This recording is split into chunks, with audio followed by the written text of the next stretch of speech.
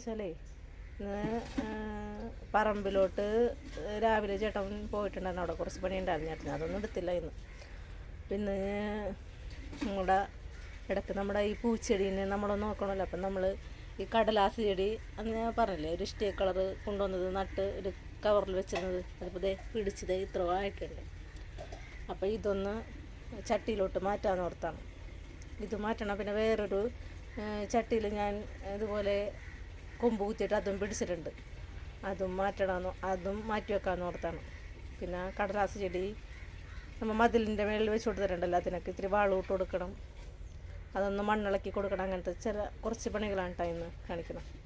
അപ്പോൾ ഈ ചട്ടി അന്ന് നമ്മൾ പെയിൻ്റ് അടിച്ച് വെച്ചിരുന്ന ചട്ടിയിലോട്ടേ ഇതിലോട്ട് മാറ്റാമെന്ന് ഓർത്താണ്. അപ്പോൾ ഞാൻ ഇതിലോട്ട് ചവറ് കുറച്ചിട്ട് കേട്ടോ, ആൾ അപ്പോക്കും വരും.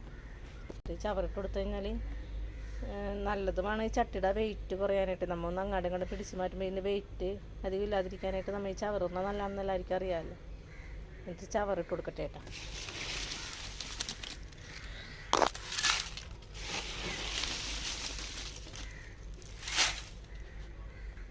ഈ 3 ചട്ടിയിൽ ഞാൻ ചവറിട്ട് കൊടുത്തിട്ടുണ്ട്. ഇനി കുറച്ച് മണ്ണും വളവും ഒക്കെ ഇട്ട് കൊടുക്കണം.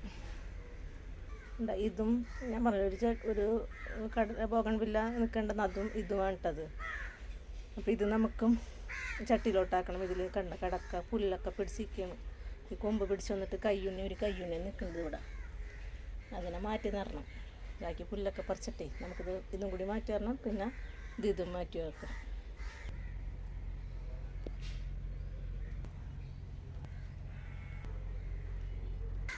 അപ്പോൾ അതെ മണ്ണ് 3 ചട്ടിയിലും ഇട്ട് വെച്ചിട്ടുണ്ട്. ഇത് എല്ലുപൊടി ഇട്ട് കൊടുക്കുകയാണ് കേട്ടോ.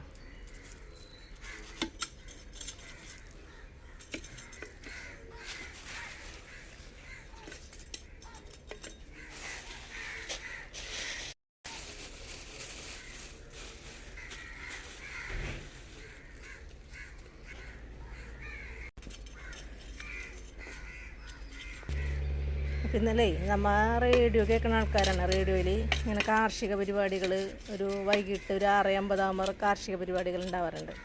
അപ്പോൾ ഇന്നലെ മിനിഞ്ഞാന്നാളട്ടെ എന്നോടൊരു കർഷകൻ പറയണ്ടായിരുന്നു, നമ്മൾ ചെടിയൊക്കെ നടുമ്പോൾ നമ്മളതിൽ കുമ്മായി ഇടുമല്ലോ, കുമ്മായി ഇടുന്നത് അത്ര നല്ലതല്ലെന്ന് പറയണ്ടായിരുന്നു. കുമ്മായി ഇട്ട് കഴിഞ്ഞാലേ വേര് അങ്ങോട്ട് പടരൂലെന്ന്. പിന്നെ കുമ്മായത്തിന് പകരം നീറ്റുകക്ക ഇടാൻ പറയണ്ടായിരുന്നു. നീറ്റുകക്ക ഇട്ടാൽ നല്ലതാണെന്ന്. അപ്പോൾ നമ്മൾ ഓരോന്ന് കേൾക്കുമ്പോഴെല്ലാം നമ്മൾ അറിയണം. നമുക്ക് ഇതിനെപ്പറ്റി വലിയ അറിവില്ലാത്ത ആൾക്കാരാണല്ലോ. നമ്മൾ കുമ്മായി ഇടുമെന്ന് പറയുമ്പോൾ നമ്മൾ എല്ലാവരും കുമ്മായി ഇടും. പക്ഷെ അങ്ങനെ പറഞ്ഞപ്പോൾ ഞാൻ എൻ്റെ അറിവ് ഇങ്ങനെ കേട്ടറിവൊന്ന് പറഞ്ഞെന്നുള്ളൂ കേട്ടോ. കർഷകൻ പറയണ്ടായിരുന്നു അങ്ങനെ. അപ്പോൾ നമ്മൾ ഇതിൽ മുട്ടത്തോട് പിടിച്ചതും അതും കാൽസ്യത്തിന് പകരമാണ്. ഇത് കടലാസ് ചെടി വെക്കാൻ പോകേണ്ട ചേട്ടൻ കമത്തിയെടുക്കാറുണ്ടല്ലോ.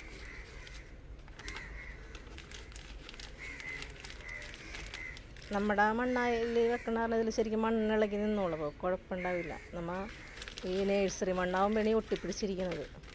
കല്ല് പോലെയാവും മണ്ണ് ശരിക്കും പറഞ്ഞു കഴിഞ്ഞാൽ. കൽപ്പൊടിയാണല്ലോ. നമുക്കിവിടെ മണ്ണിളക്കമുള്ള മണ്ണാണ്. നമ്മുടെ ഇവിടുത്തെ മണ്ണ് അങ്ങനെ മണ്ണിളക്കമുള്ളാനും കുഴപ്പമില്ല. അതുകൊണ്ട് അമർത്തി വെക്ക്. ഇത് മറ്റേ ഇഷ്ടിക കളറ് അന്ന് ഞാൻ നട്ടില്ല, ഇഷ്ടിക കളറാണ് ഇട്ടത്. അതിൻ്റെ ഒരു കൊമ്പ പിടിച്ചുകൊണ്ട് പൊന്തി വന്നുള്ളൂ, ബാക്കിയൊക്കെ പോയത്. അപ്പോൾ ഈ ചട്ടിയിൽ ഞാൻ പറഞ്ഞല്ല പുല്ലൊക്കെ വളർന്ന് നിൽക്കണ കാരണം ആള് കമത്തിയെടുക്കുകയാണ്. എന്ന് വെച്ചാൽ അതിൽ കയ്യുണ്ണി നമുക്ക് കളയാതെ എടുക്കണം. കയ്യുണ്ണി എന്ന് വെച്ചാൽ നമ്മളിവിടെ കാച്ചാറുണ്ട്, കയ്യുണ്ണി കാച്ചി തലയിൽ പറ്റാറുണ്ട്. പിന്നെ വേറെ പുല്ലൊക്കെ കളയണം. പിന്നെ അതിൽ 2-3 ബോഗൺവില്ലയുടെ തണ്ടും കൂടി പിടിച്ചതുണ്ട് അതിൽ. അതൊക്കെ പുല്ലാണ്. അത് കയ്യുണ്ണിയാണോ? അത് കയ്യുണ്ണിയാണ്.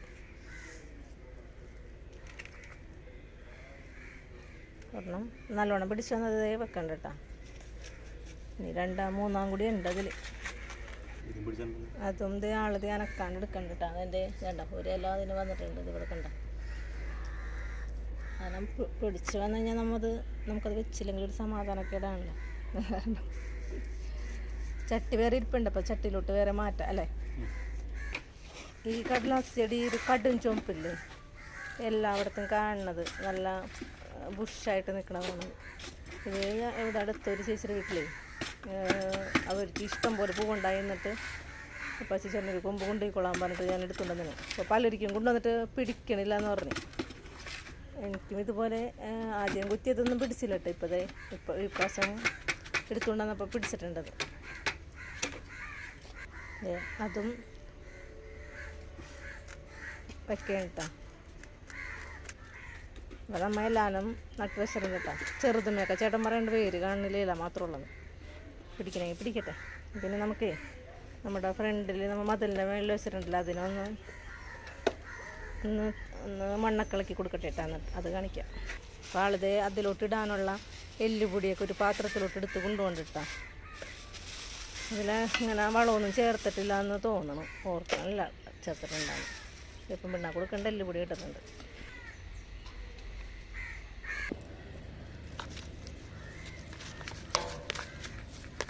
ഇതിന് മണ്ണിളക്കി കൊടുക്കണം. വളർന്നേക്കുമ്പോൾ നല്ല വളം ഇറങ്ങുള്ളൂ. കുറച്ച് വളം ഇടണം. അതിൻ്റെ കട മണ്ണിളക്കി കൊടുക്കണം. കടക്ക പുല്ലില്ല. മണ്ണിളക്കി കൊടുത്താൽ മതി. വളം കുറച്ചുണ്ട്, എന്നാലും കുറച്ചിട്ട് കൊടുക്കും.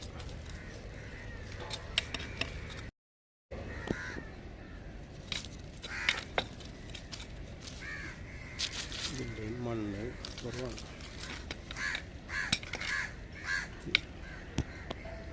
വെള്ളം കുറച്ചിട്ട് എല്ലുപൊടിയും മറ്റേ വേപ്പും പിണ്ണാക്കുണ്ട്, അതുപോലെ മുട്ടത്തോട് പൊടിച്ചതുകൊണ്ട് ഇടയ്ക്കിങ്ങനെ ഇട്ട് കൊടുക്കുന്ന നല്ലതാണ്. അപ്പോൾ ഇഷ്ടംപോലെ പൂവുണ്ടാവും. നല്ല ബുഷ് പോലെ പൂവുണ്ടാവും എന്ന് പറയണേ. എല്ലാത്തിനും ഇട്ട് കൊടുക്കുന്നുണ്ട്.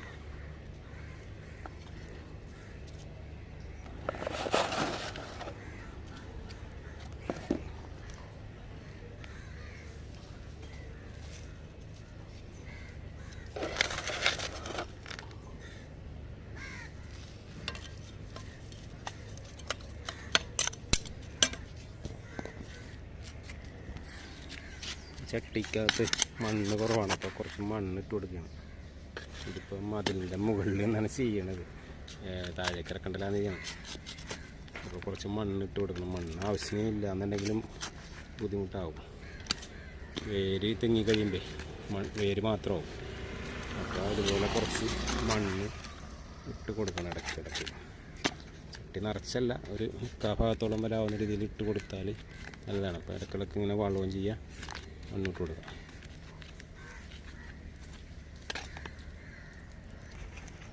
ചേട്ടൻ്റെ മതിലിൻ്റെ മുകളിൽ നിന്നാട്ടാ ചെയ്യണത്. മണ്ണിട്ട് കൊടുക്കേണ്ട എല്ലാത്തിനും എല്ലുപൊടി. കാരണം മണ്ണ് കുറവായിരുന്നു. എല്ലുപൊടിയും വേപ്പും പിണ്ണാക്കും എല്ലാത്തിനും ഇട്ട് കൊടുക്കുന്നുണ്ട്. പിന്നെ അത് ഇതിൻ്റെ തുമ്പ് വെട്ടിക്കളയുന്നുണ്ട് കേട്ടോ. എന്ന് വെച്ചാൽ തുമ്പ് വെട്ടിക്കളയണമെന്ന് പറയണേക്കാലം. എന്നാലല്ലേ നമ്മൾ ഇത്തിരി താത്തി വെട്ടണോ, പൂ കളയണോ? ആളത് പൂ കളഞ്ഞിട്ടില്ല. അതൊന്ന് പയ്യെ വെട്ടിയാൽ മതി. അതിന് മതി. താങ്ങ റോസേമ്മ നിറച്ച് പൂവുണ്ടായിക്കണം കേട്ടോ.